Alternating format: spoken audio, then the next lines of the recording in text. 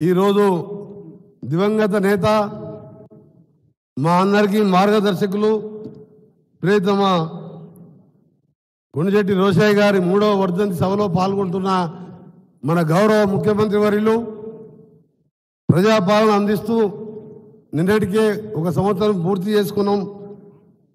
గౌరవ ముఖ్యమంత్రి రేవంత్ రెడ్డి గారికి అలాగే వేదికపై ఉన్న పెద్దలు మీ కమిటీ మెంబర్స్ అలాగే రోషయ్య గారి ప్రథమ పుత్రుడు శివ సుబ్బారావు గారికి అలాగే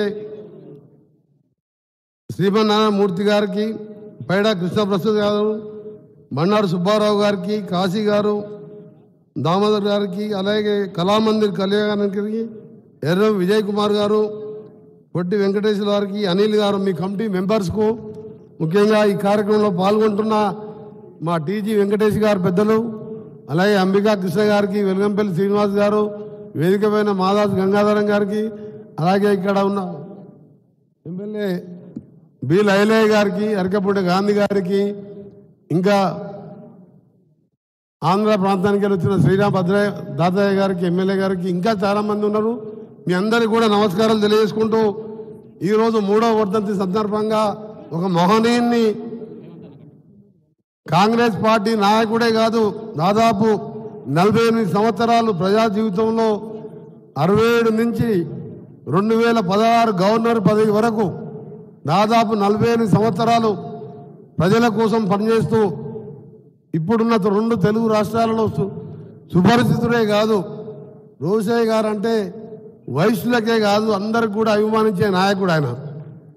సభలో ప్రతిపక్షంలో ఉన్న అధికార పక్షంలో ఉన్న తనదైన శైలిలో ఎందుకంటే దగ్గరగా అసెంబ్లీలో 10 సంవత్సరాలు వాడుతూ ఉన్నాం.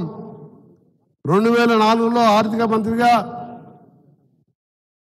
ఆ రోజు రాజశేఖర రెడ్డి గారు ముఖ్యమంత్రిగా ఉన్నప్పుడు ఎన్నో పథకాలు ఆరోగ్యశ్రీ కానీ ఉచిత కరెంటు లాంటి పథకాలు పెట్టినప్పుడు ఎవరు చేయలేరు అన్న సందర్భంలో ఆర్థిక మంత్రిగా 15 సార్లు బడ్జెట్ ప్రవేశపెట్టిన ఆయన అనుభవంతో ఈ రాష్ట్రాన్ని ముందుకు తీసుకోవడంలో వారి పాత్ర చాలా గణనీయం. అసెంబ్లీలో ఆయన మాట్లాడుతుండే అందరూ కూడా ప్రతిపక్ష సభ్యులు కూడా కామ్గా వినేవాళ్ళు. మన గౌరవ ముఖ్యమంత్రి గారు అప్పుడు ఎమ్మెల్సీగా కౌన్సిల్లో ఉన్నాయి. మేము ఇక్కడ అసెంబ్లీలో ఆర్థిక మంత్రిగా ఉన్నప్పుడు ఒక చిన్న సందర్భం చెప్తా.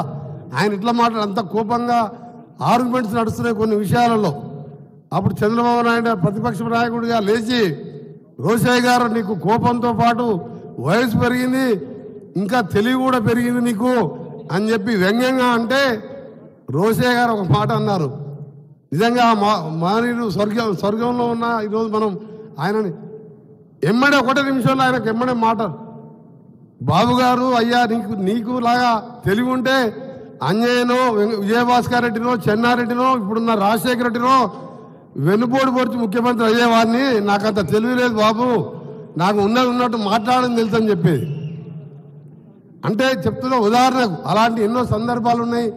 బడ్జెట్ ప్రవేశపెట్టడం 16 సార్లు ఆ రాష్ట్రంలో అప్పుడు ఉచిత కరెంట్ అంటే అందరు భయపడేవాళ్ళు.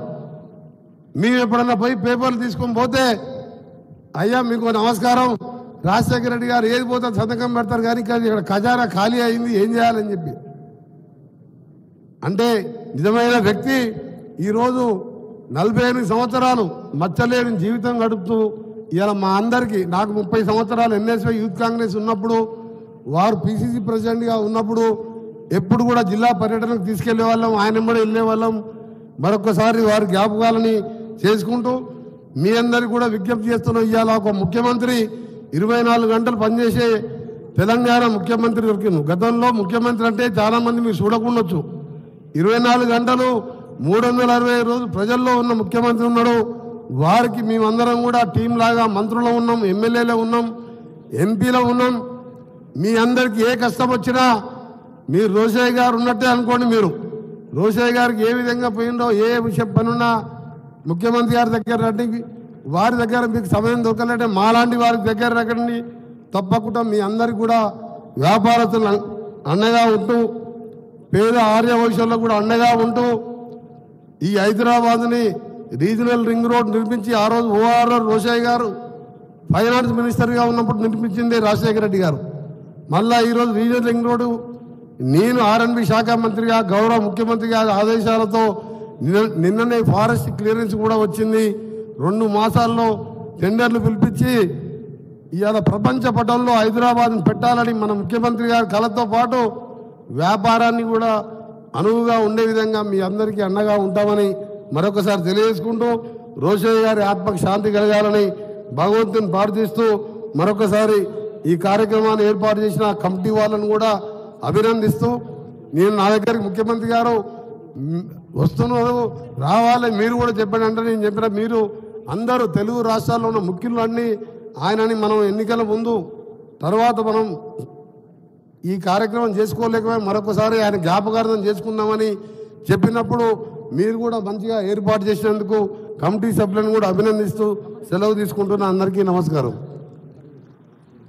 టంగుటూరి రామకృష్ణ గారు దయచేసి ఇక్కడ రావాలండి. టంగుటూరి రామకృష్ణ గారు.